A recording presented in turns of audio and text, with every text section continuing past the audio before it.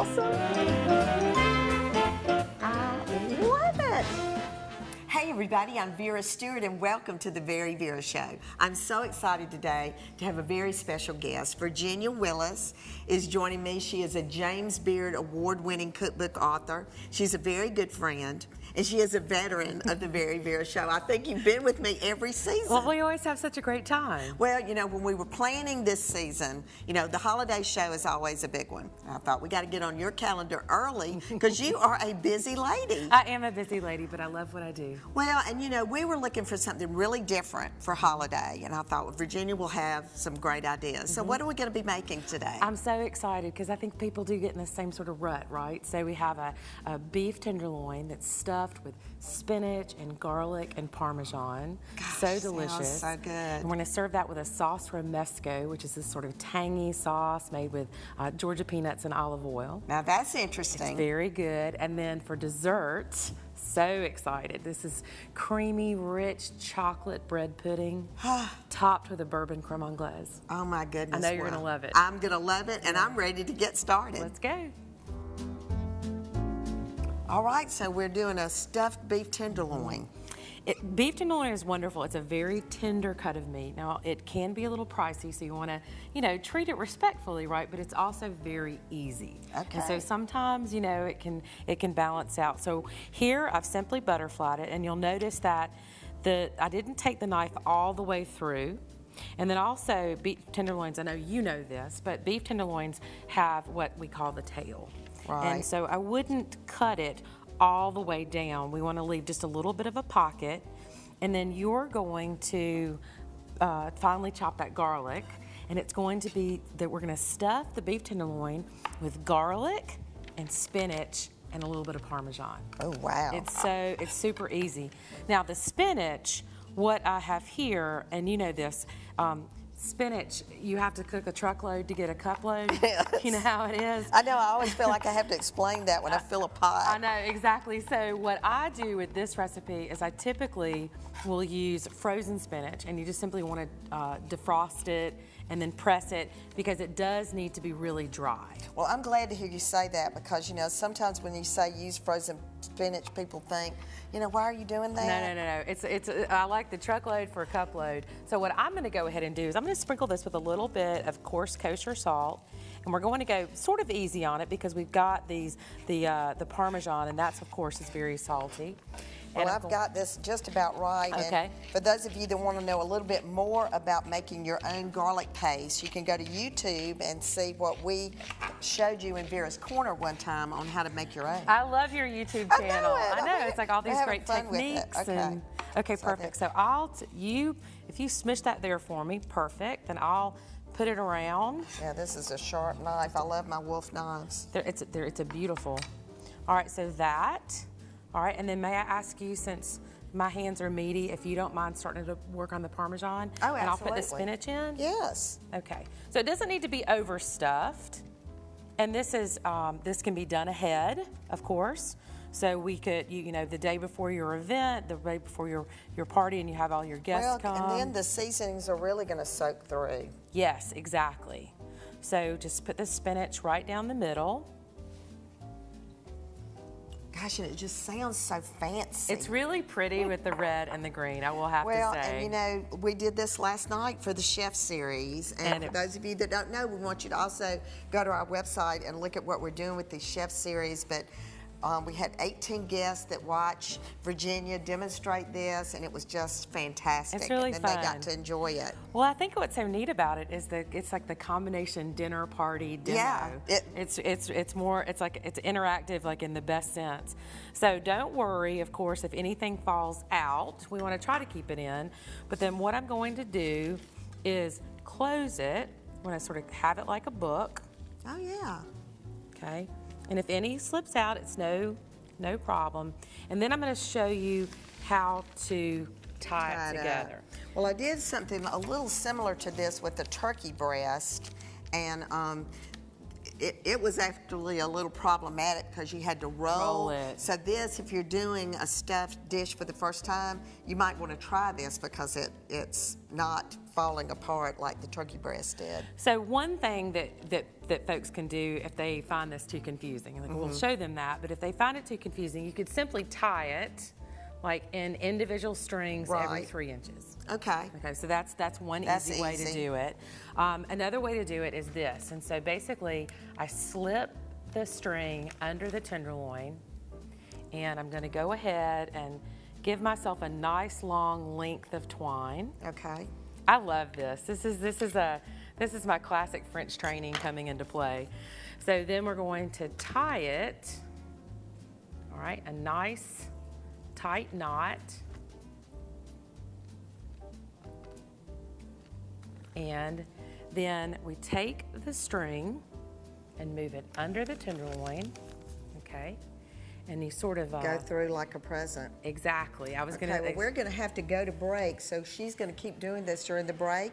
And when we come back, we're gonna get started on the delicious Greek potatoes that's gonna go with this. And then after that, we're gonna do the chocolate bread pudding. Can't wait, so come back with us in just a few minutes.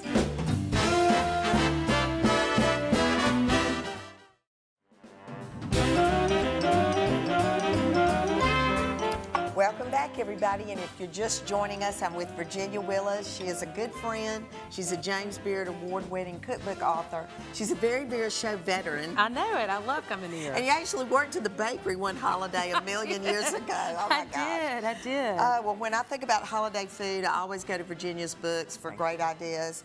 And she's actually given us a sneak peek today into something that's in a new book. So I had you busy during the break. Yes. No breaks at VeryVera. No breaks at VeryVera. What were you doing? So we tied the beef tenderloin and then seared it on all sides, and I seared it on that beautiful cast iron, the Lodge cast iron. Love it. That cast iron holds the heat so well, so we got a nice brown crust. Absolutely. Okay, so that's in the oven, and now this is a new recipe in your new book. Yes, so it's a sneak peek at my next book, and so we're making a sauce romesco to go with the beef tenderloin. Now tell me about a sauce romesco. So a sauce romesco, it is a Spanish sauce that would typically be made with roasted peppers, because of course peppers are very prevalent in Spanish cuisine. But we can pick them up at the fresh market right here in Augusta. I know, you can roast your own peppers, but wow, isn't it awesome to be able to buy a good quality jarred product. So I have the roasted red peppers. Now in Spanish cuisine, it would be typically using almonds, but because we're in Georgia and in the South, we're gonna be using peanuts. Peanuts. All right, so I've got my peanuts, and this is going to taste wonderful with our beef tenderloin. And then the colors as well, because we have the beef and the spinach and the Parmesan, and then this bright red sauce. So it's this really bold colors. So roasted red peppers, peanuts, bread. Now, if someone wanted gluten-free, they could just split the bread all together. All right, and then we have some whole garlic cloves, and I've got this really strong blender, so I don't have to worry about chopping anything up further. I'm going to add some tomato paste. And the great thing about a sauce like this is that you can make it a couple days ahead, and it's going to have tons of flavor. All right, smoked paprika. Okay. Okay, so that's the key to that. And vinegar, and we've got this beautiful sherry wine vinegar. All right, I'll put that all together and get that going. Okay, and in the meantime, I'm going to start seasoning these potatoes. Right? Okay. And I've got fresh oregano. So these are Greek potatoes, and this is you've got oregano and garlic and olive oil, and you'll notice we have them on this this baking sheet with a Silpat. You could also use a plain baking sheet, but the whole idea is to make them crispy. Okay, and you said this was a two-process recipe. Right, so we're going to pop them in the oven, cook them a little bit with the ingredients that you're putting on now, and then we'll pull them out and add lemon and chicken stock. Hush. And it really makes the flavors pop. To finish the romesco, the only thing I need to do is to pour in the olive oil, but I didn't want to over talk of you with these potatoes. Okay, and you said a little bit of cayenne. A little bit of cayenne, and then we'll season them with, I'll season with salt and pepper at the same time. So this is a holiday meal with tons of flavor. Okay, so Right. this is a lighter cook. The recipes in this book are going to be on the lighter side or a combination of both? I have a combination of both. Okay. So the beef tenderloin is from my last book, but these recipes, what I really wanted to do with this book is to show the diversity of the South. To show the diversity of recipes, to show the diversity of people. You know, I love fried chicken and biscuits, but we're more than fried chicken and biscuits. That's right. Okay, so during the break, we're going to get finished with the romesco sauce. And then in Vera's Corner today, I'm going to give you some tips on how to be able to enjoy all of your holiday favorites and not have your waistband too tight. So come back with us in just a few minutes.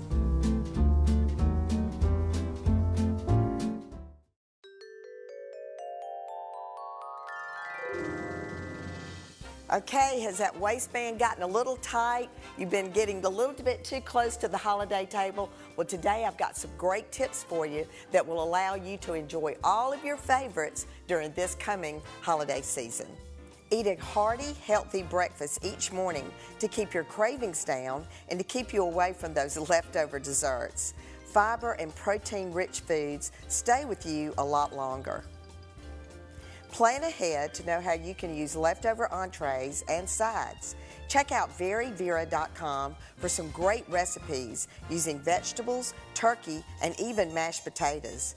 Get moving, whether you're headed to the mall for some holiday shopping or just walking around the neighborhood. There's nothing like physical activity to get you out of that post-holiday slump. Drink plenty of water in the days following a holiday feast. Many of our favorite holiday foods are high in sodium, so dehydration could be contributing to bloated feelings. If you put these tips into practice over the next month, you can fully enjoy all this season has to offer and make some lifelong memories. Happy holidays, everybody. To see what's cooking with The Very Vera Show, follow us on Facebook, Instagram, and Twitter.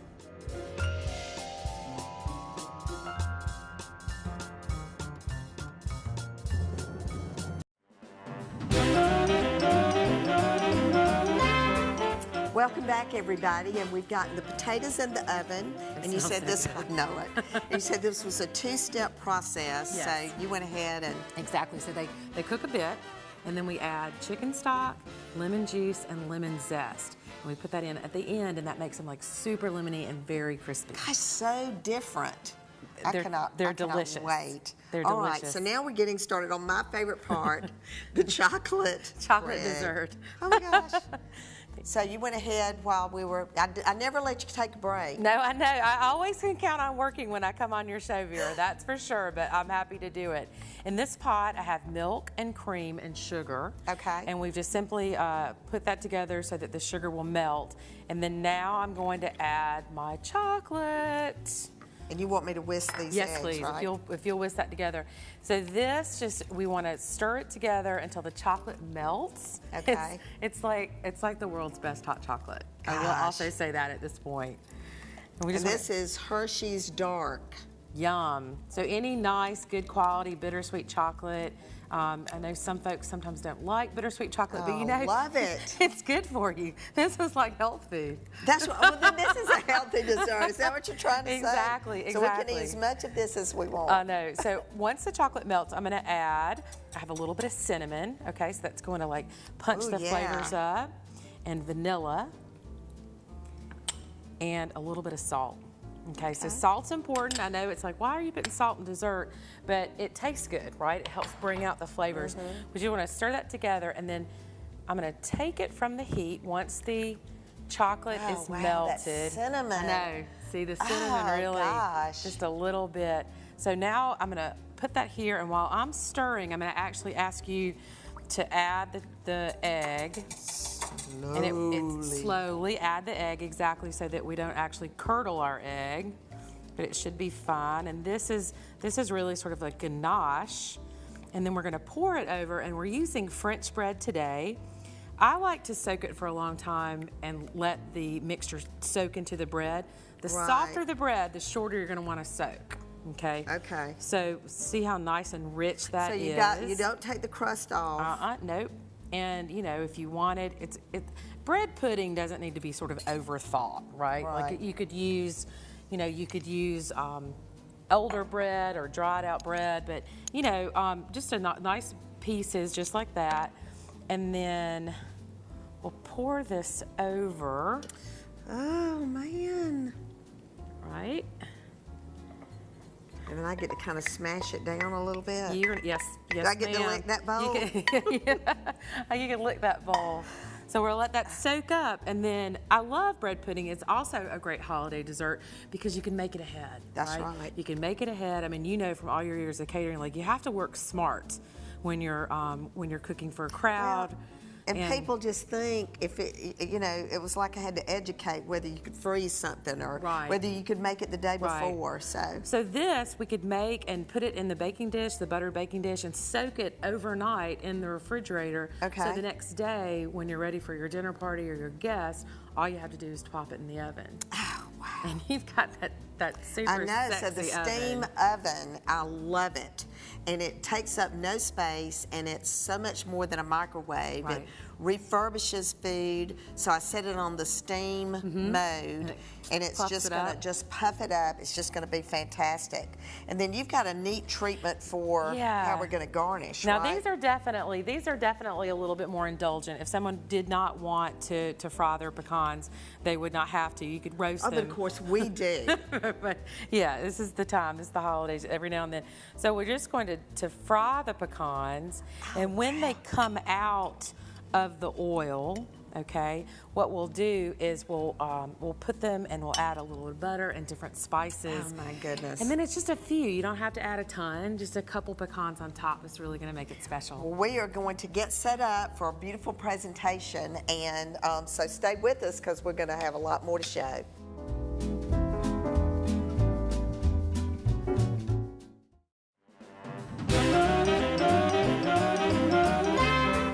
Welcome back, everybody, and what a holiday spread, Virginia. I knew you were the right person to ask to do this. Thank you so much. It's beautiful. And certainly, if you're looking for ideas, any of her books, all of her books that we're actually going to have on our website. Signed copies. Signed copies will be the perfect thing for you to do on these cold days when you're trying to make your menu plans. It's just fantastic. So let's walk through what we did today. Okay, great.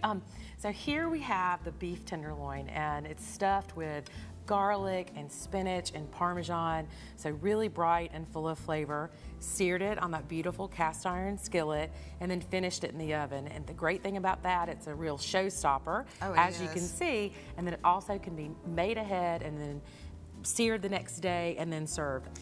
You know, and you mentioned the tails, so the tails are a little bit more done. Exactly. So you've got a little bit of variety in doneness for your guests. I love that because, you know, you don't want to have to be worrying about who wants rare and who wants more done. Exactly. So you have a nice array there. And then we're serving that with a sauce romesco. Which is isn't that good? It's beautiful. Definitely, the color. Yeah, definitely. It's delicious. It's bright. It's going to taste fantastic with the beef tenderloin. It's got all those flavors, and that can be done ahead. I mean, I think that's so important for people to remember during the holidays. We have our beautiful Greek potatoes, and as you know, we did this a two-part cooking process. We cooked them a little bit, and then at the end of cooking, tossed them with lemon zest, lemon juice, and chicken stock, and that's where they get this beautiful color. Gosh, gorgeous. Doesn't it look delicious? And then chocolate. I know you and I are both big chocolate fans. And you're going to plate that for us, right? Yeah. Okay. So here we have the bread that we soaked in chocolate and milk and cream and sugar, and then this is the bourbon creme anglaise that I made during the break. I'm glad that this plate has a nice deep crevice in it because I want plenty of that. And then what I'm going to do is just put a spoonful of the bread pudding in the center. And if we wanted to do a little bit more, you could. We do. Because glorious excess can be best, right? And you want to sprinkle a few pecans on top. And those fried pecans. Yeah, so fried spiced pecans. And a little trick here, if you want to even it out, just yeah, there we go. So, Okay, well now tell Here we us go. about the new book that's coming out May 1. yes, I'm so excited. So the sneak peek of these recipes were the potatoes and the romesco sauce. It's called Secrets of the Southern Table. It launches in May. I'm so excited about it because I'm sharing classic and traditional recipes, but I'm also sharing recipes that show the diversity of the South. And Right. it is so diverse. You're right. I just keep saying we eat more than fried chicken and biscuits. We eat Greek potatoes. We eat all these different things. So I want to share it with Virginia folks. has so much going on, and certainly I want to send you to her website at virginiawillis.com to look at all of her books, all of her different projects. She speaks all over the place. She's very into goodwill and doing things for charity. So you want to know more about Virginia, please visit her site. And Virginia, always you just bring so much to the Thank table when you join us on the VeryVera Show. All of the recipes today will be on our website at veryvera.com. Holidays are coming up. You've got to try these recipes. And for more information about our chef series, which you just did, It was fun. our audience last night had the absolute best time, and we want some of you to travel to Augusta to join us for some of these chef series. So go to veryvera.com for more information on that. Happy holidays, everybody. Virginia, happy holidays to you, and no matter what you do, do it in good taste, and come back and join us again next week for another episode of the VeryVera Show.